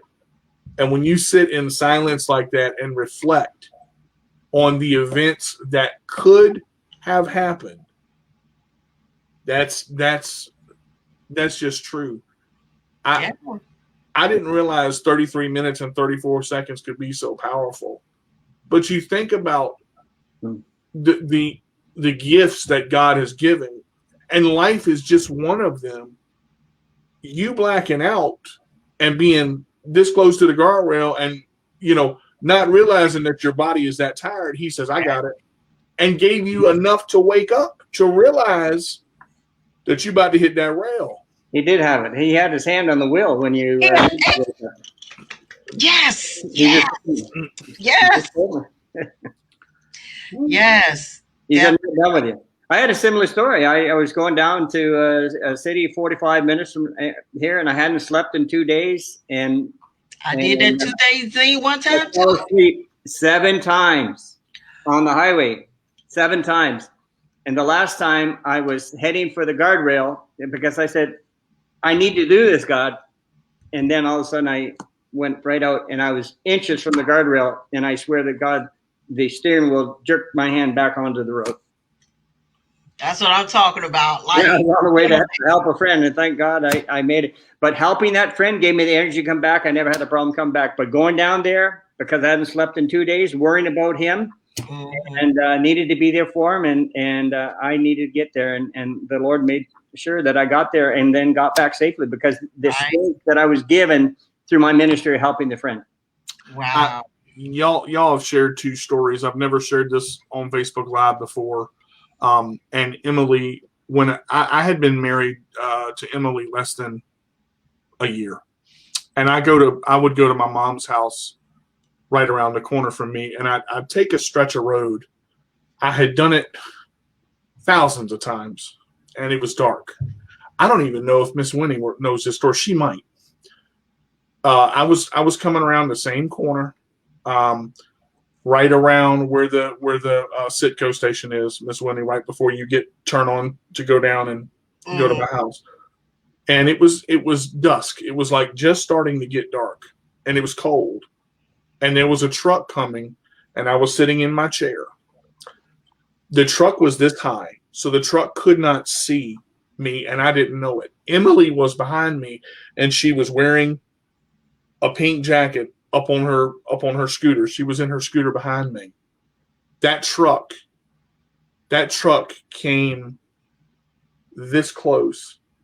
Look, the grill of the truck and the two tires touched my footrest. Wow. And he slammed on brakes. And I don't think I heard that one, DJ. When he slammed on brakes, Emily, he didn't see me, so he came back, and once he stopped, he realized that I was there, and he said, oh my God, are you okay? And in that moment, I was petrified because I was scared. Mm-hmm. And Emily kept saying, let me get Steve back in here. Emily kept saying, oh my God, I could have lost you. I could have lost you. I could have lost you. Mm-hmm. And I'm sitting in the living room, and I broke down because I realized that was an E-150 truck. Oh.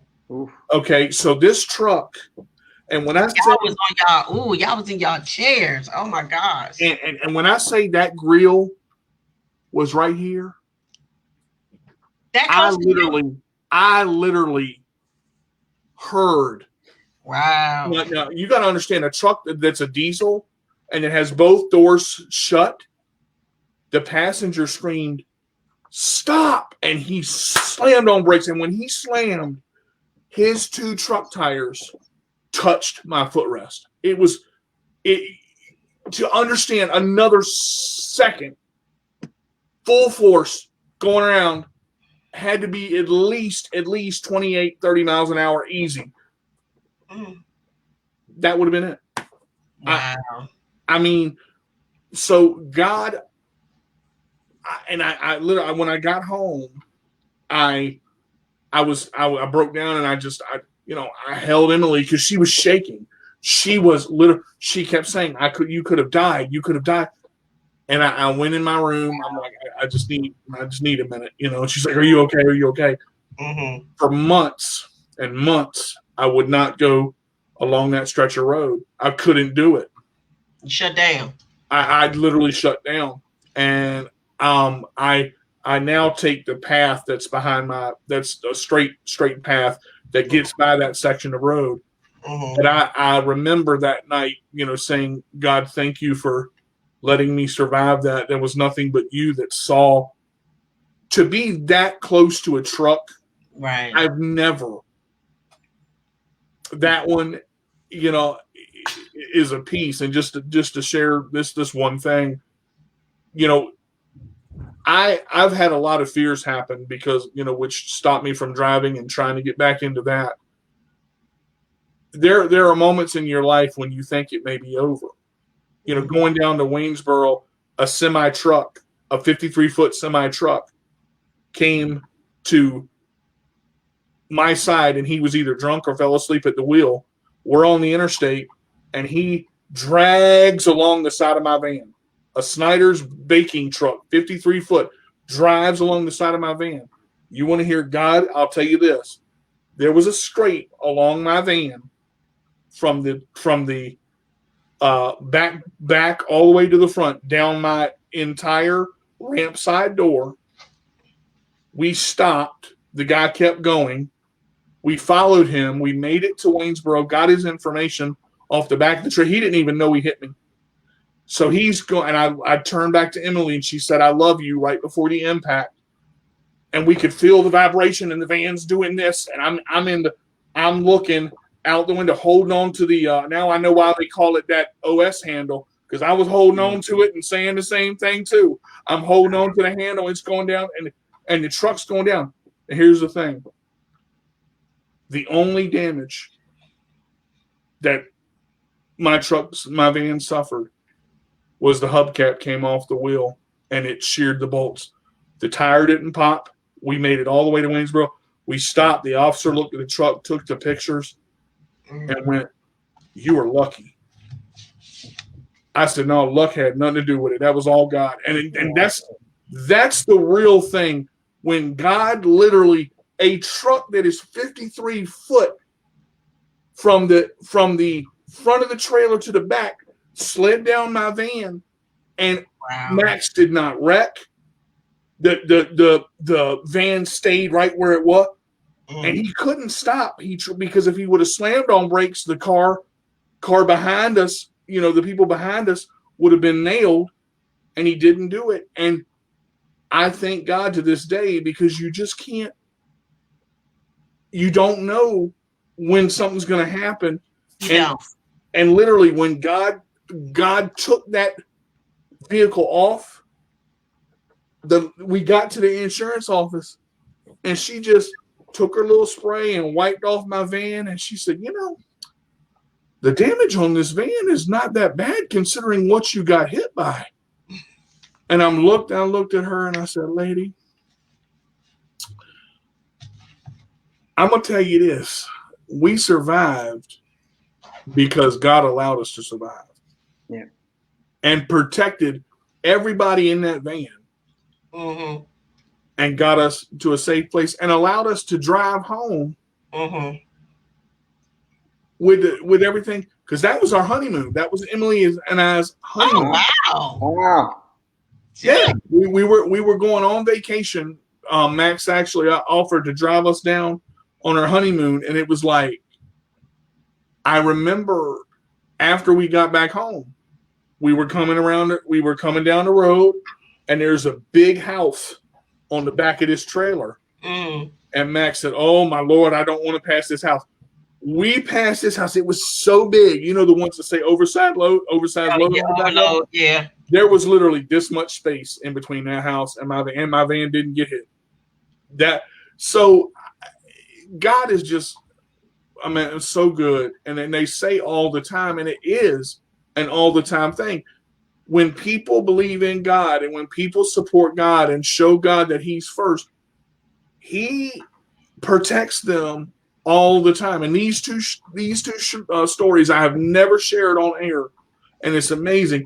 You two both talking about what happened, and then your car accident. I've never shared that on Let Go Radio. Never shared that on Facebook Live, and it's amazing that God protects. Talking about the shield of protection that He puts not only around us, but around our vehicles. That's right. And now I see why people pray for their cars. Now I see why people say, put a shield of protection. And I always, when we leave a trip now, I had said it before, but when I leave for a trip, I say, "God, please leave, your healing around angels around us and your shield of protection around us and this vehicle. Let us get there safe and no harm come to us." I know for a fact that when I got hit, every time I saw a truck for a year, I would just tense because I remember that moment. But going through it and knowing that God got me through it was just so powerful. So yeah, it is real. And I'm so glad that you were able to be up here for both of you. This is just, I can't really put words into what I feel right now, because I know we went over, but it's like this needed to happen, but I didn't know it was going to happen today. I did not know. Guess you just don't know each day what it's going to bring. Mm-mm. How your show going to come out each day. It's Mm-mm. always just a blessing. That's why I say just share, and tell people. Just share my story. Just say it sometimes. Or share my show. Before you get off radio every day, just share my show. Yep. And I somebody else. I tried to make it, and look, the comments are still coming. I fishtailed on a dirt road at 45 miles an hour, hit a bunker, went airborne, and landed perfectly between two pine trees. Wow. I mean, talking about the miraculous thing is our lives are so special, and the piece of, I only see a corner of your face, Miss Winnie. Come this way a little bit. There you go. I got see that smile. I look at it and don't take things for granted, folks, please, because each day that you're given a chance to make a difference, is so powerful. I meant, and you said, Miss Winnie, this show was going to reach somebody. The comments that are coming in right now. This is just, because a lot of times thank God for Steve today. Just seriously. Thank God for Steve today. Thank you. God knows, because evidently and for you today, you called me and Miss Winnie, can you do this? Or text me, Miss Winnie, can you do this? And like I said, I was on a call with Kelly's case coordinator, but when I was listening, had her on the end and listened to her, trying to hear everything right. I didn't hear all of the beginning because she was still talking, but who would have known that it would have turned out like this? But at the same time, it will open other people up as well, even more. Yeah. See, the show could be one thing, but then this after show here is all blessings from God. Is just letting people know and helping people to understand and realize the things that they've gone through and escaped from. It was God that did that. It was truly God. We don't do these things alone. Man can't do what God can do. So when we're spared our life, it's because God had a purpose for us, and it was a time. And I believe in divine intervention. Let me ask you this, because I have to, because we brought it up once before. Actually, we brought it up a couple times. You talked about conversations with God, and each one of us now has shared a story where God is in it. There, I don't know of the verse in the Bible that says it, but I could I can stand in front of their face and they still wouldn't know that it was me. God can show himself, and I just wonder, like, I think today of all days, because of what this world has gone through, and the reason people need to hear this 46 minutes extra of show is because it's so real to understand how powerfully amazing and how powerfully wonderful God is in all aspects. Because with Steve's wreck, there were so many factors of all of the safety issues working properly. Yeah. But my thing, I keep going back to it. He reached for the seatbelt because he couldn't find the seatbelt cutter, and the car was filling with smoke. He finally found the cutter, or finally got the seatbelt undone, and the door popped open. That doesn't happen. Yeah, that's true. That doesn't happen, because that was that angel that opened that door. That's what that was. Yeah, because that's many angels in my life, believe me. Yeah. That would be a safety feature to hurt somebody if it happened while you were on the road and your seatbelt came undone. All right. But it happened at that profound moment, and you go back to Steve getting out of the car when the fireman couldn't open the door. Yeah. How much more proof do you need that God is real? Some people will look at this and say, this happened because of this, and try to analyze it. You cannot analyze God. Look at Kelly's story of what she went through and came back and all of that. Me at 10% chance of living, Steve going through his car wreck, and all of the other stories. That we survive because God has a plan for us. Definitely. And he gave you Kelly because he knew you were strong enough to be her mom. That's Yeah. You got to see the realness in this. Like, how can you not understand something so powerful to realize the significance of what this show is doing? I can't. You can't not look at everything that's happened and go, wow, God is real. He does exist. Everybody keeps asking for proof, and the proof is here. But until it happens to you, until you have your own experience for yourself, the amazing realization of doing an after show like this or whatever this is the true conversation with God that we're talking about. This is the moment where you have to say, this happened in my life and I survived.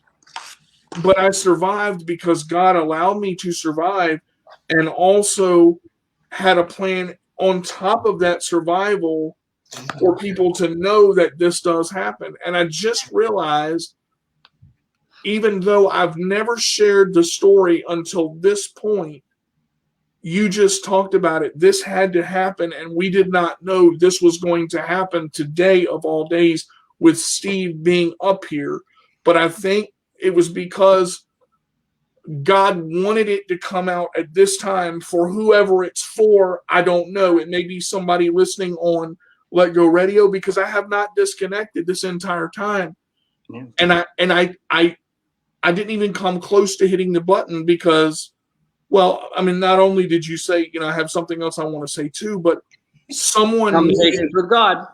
Yeah, I meant someone needed to hear one of the conversations that we talked about, and it's in this timing that it happened now. Like, it's mind-blowing of God's timing. I just say this: keep God first in your life and everything you do, and all things will come together for you. And you have to believe that. You really do. Keep God first, even when you don't feel like it. Sometimes, even if you're in your mind, you're in that subconscious mind, God, well, He knows that too. But, just pray and pray and pray and pray and pray and pray. Just pray for everything. And try to keep all negativity out of your mouths, out of your heart, out of your soul, your spirit, all of that. Just try to definitely keep all the negativity out, because when you learn to embrace positivity, even when you don't want to, your life could be so much better. Yes, like literally, because you'll learn to speak better.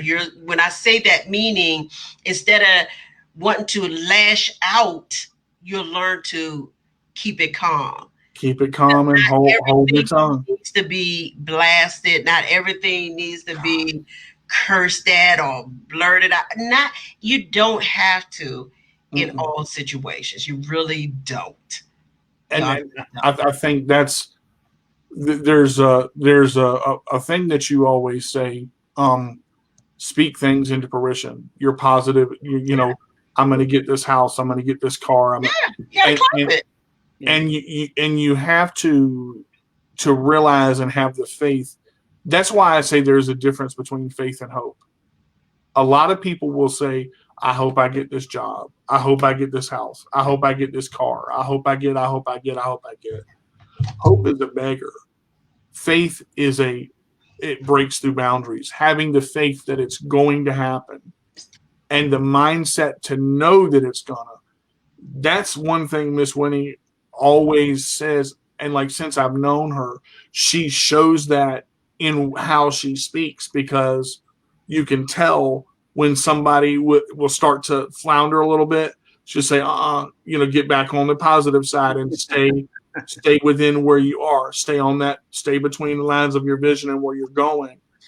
But I think a lot of times, and I'm realizing this more and more and more and more, but God speaks through Winnie a lot. And when he does, people are affected in positive ways everywhere. The fact that I held myself together 5 times and not cried on this show, I just feel that it's so strong. And it's okay to be emotional. Don't hold your emotions in. Don't hold yourself from feeling what you feel, because when something touches your heart, that is God as well too, turning a heart of stone into a heart of flesh. That is another piece of it.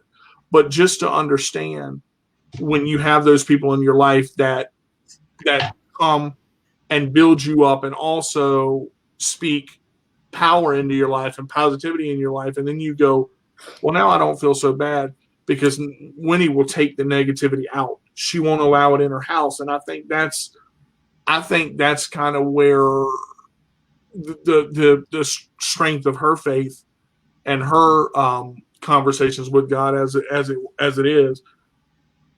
That's what makes it real. That's how you know what God has done for you in your life, and the blessings that he's given you is because, we go back to it, you put him first, and you always have. That's the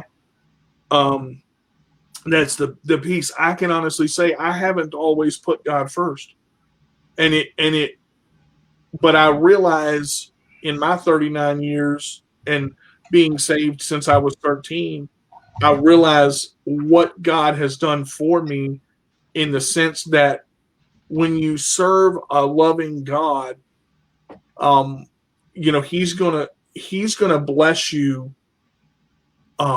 What's the word I'm looking for? He's gonna bless you tenfold on what you give him. When you give something to God, he gives it back. Oh yeah, more than you could ever imagine. And it's taken me a while to see how real that statement is, but it's almost a self-realization of telling these stories on Lego Radio. And it's so surprising, because this is the second time that I've done a show where something has come out that I didn't intend to come out, but God allowed to speak for, and somebody heard, and somebody can take it and go, you know what, because of that, I'm going to keep trying to do this. It's going to inspire somebody else to maybe find God for the first time. right. Maybe there's somebody on here that said, this God stuff ain't real. I don't understand it. Maybe after listening to this, they go, wow, how could I have been so blind? Because when you're in something, sometimes you're blinded by what you're in because you're so deep in it. But to realize that God can bring you out of what he's brought you out of, Steve, and Miss Marie the same, and me the same, it's just an amazing thing to be able to say, God did this, and to realize that I can tell it because he allows me to tell it and give me the words to speak. Because I wouldn't have known to say this today. I wouldn't have known to talk about it. I haven't ever. Again, I don't. There's a level that I don't get to, but when you become this personal, it becomes this real, and it becomes this powerful. You have to do what God tells you, and I think that's another reason why. Because you said, when God says speak, I move, Miss Winnie, and you do. And I think that if people learn to trust God, and even when it doesn't seem like something, boy, the Mazda 626 is coming into fruition now. But even though if you do it when he says go, and you go get what he tells you to go get, and go do what he tells you to go do, it's going to be blessed. And a lot of people will say, how do I hear God's voice? Sometimes it's soft, and sometimes it's loud. And sometimes he will knock you on your butt to get you to realize, slow down and stop and put me first, or I'll take everything out until you put me first. Yeah, don't be fooled by the enemy, because he do trick you. So definitely you got to know when God's speaking to you. Really do. Yeah. You know, so Well, I've enjoyed this, and this has been good. Yeah, I agree. Again, I feel like this happened for a reason. Steve was here to be a blessing for a reason today, and I appreciate, you know, DJ, you invite me on. I didn't realize it was going to be this much of a blessing, because it was a whole lot of a blessing, you know. So Absolutely, yeah. So yeah, I've thank you, enjoyed Steve, this. again. I Yeah, thank you, Steve. appreciate all your heart you poured out, and you know, just everything that you. It's just all from you being a servant. That's what it is. It's from you being a servant, and God just going to continue to bless you. And He bless you. You gonna keep blessing others. So I look forward to hearing more. I look forward to hearing more. So do I. And thank you for coming on, Ms. Wilson. I'm glad that that you were able to come on, because I think it made it that much more. And again, the perfect example is the story. The story touched you. Yeah. So bringing you on was a whole nother hour. But anyway, thank y'all. I've enjoyed it, and this is, you know, this is great. This has been great. I will have you on again, Steve. Love you, brother. Take care, and thanks so much. I appreciate it. Yes. Y'all be great. I gotta go to Kelly. All right. Take care, guys. Thanks a lot. All right. Take care. Bye-bye. Take care.